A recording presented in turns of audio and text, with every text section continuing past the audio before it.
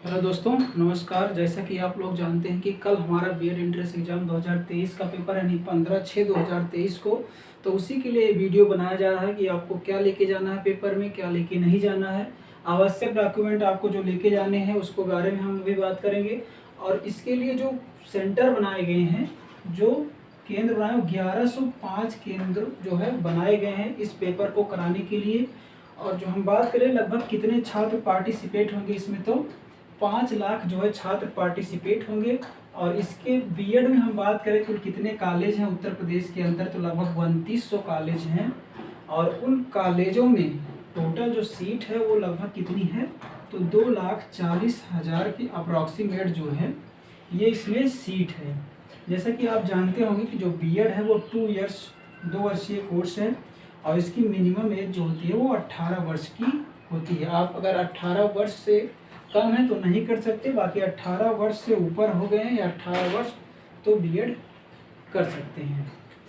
उसके बाद जो इसकी मैक्सिमम एज है वो 35 वर्ष है। 35 वर्ष के बाद जो है आप इसको नहीं कर सकते आपका। लेकिन सबसे ज़रूरी जो है कि आपका ग्रेजुएशन में कितना परसेंट होना चाहिए, 50%। कितना होना चाहिए, 50%। लेकिन आप वहीं पे यदि SC या ST हैं तो आपका 45% में हो जाएगा। और यदि आपने इंजीनियरिंग किया, जैसे बीटेक वगैरह किया है, तो आपको 55% मार्क चाहिए बीएड करने के लिए। अब हम बात करते हैं कि डॉक्यूमेंट आपको क्या क्या ले जाना है। तो सबसे पहले आपको 2 फोटो ले जाना है, ठीक है। अब ये 2 फोटो क्या होगा कि कभी कभी वहाँ पे आवश्यकता पड़ जाता है, क्योंकि वही चिपकाना होता है आपको इसमें जो है एडमिट कार्ड में। और आप 2 फोटो ले जाएंगे तो ज़्यादा सही रहेगा। बाकी आधार कार्ड लेके जाएंगे, आधार कार्ड की 2 फोटो कापी और 1 मूल प्रति। 2 फोटो कापी, 1 मूल प्रति, प्लस एडमिट कार्ड ले जाएंगे। और एडमिट कार्ड पे जो है कितनी फोटो कापी ले जाएंगे, 2 photo copy. Original admit card plus 2 photo copy, क्योंकि ओरिजिनल एडमिट कार्ड तो आप ले आएंगे, तो इसकी फ़ोटो कापी एक जमा हो जाती है फर्स्ट शिफ्ट में, एक सेकंड शिफ्ट में, ठीक है। तो इस प्रकार से ये डॉक्यूमेंट आपको लेके जाने हैं। 2 फोटो अपना ले जाना है, आधार कार्ड ले जाना है, उसकी 2 फोटो कापी ले जाना है, प्लस मूल प्रति तो ले ही जाना है, ठीक है। और उसके बाद जो एडमिट कार्ड है इसकी 2 फोटो कापी आपको ले जाना, प्लस मूल प्रति ले जानी है। अब हम बात कर लेते हैं थोड़ा सा सिलेबस के बारे में, क्योंकि सिलेबस आप जानते हैं कल पेपर है तो इतना तो पता है।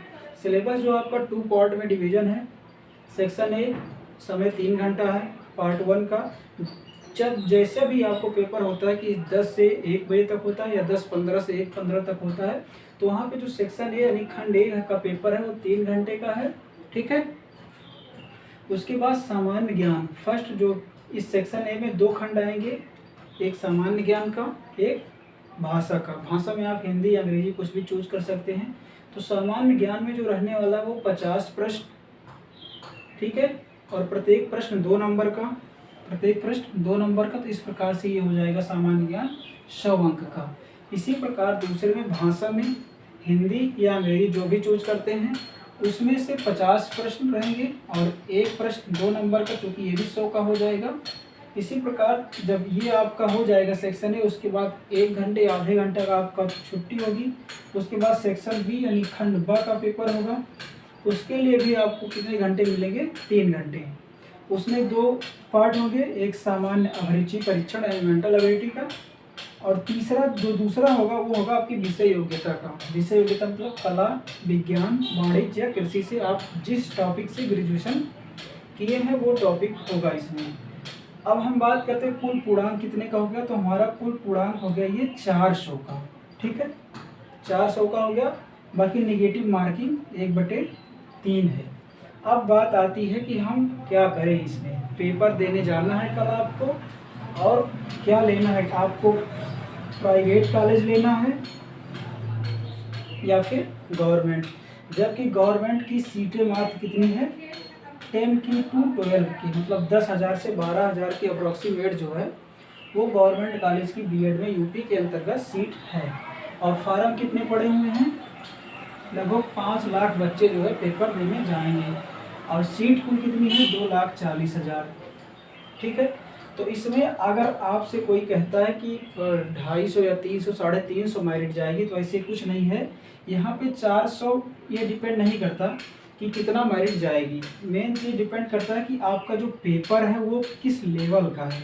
ठीक है, पेपर जो है वो किस लेवल का है। क्योंकि अगर हम पिछली बार की बात करें यहाँ पे, तो पिछली बार क्या हुआ था कि कुछ बच्चों का जो है, जिनका जो है 45,000 के आसपास रैंक है, 80 में 45,000 के आसपास जो रैंक थी, उनको भी जो है वो गवर्नमेंट कॉलेज मिल गया था। क्योंकि पिछली बार लगभग पेपर टफ था, तो इस प्रकार से जो है मेरिट कम गई थी।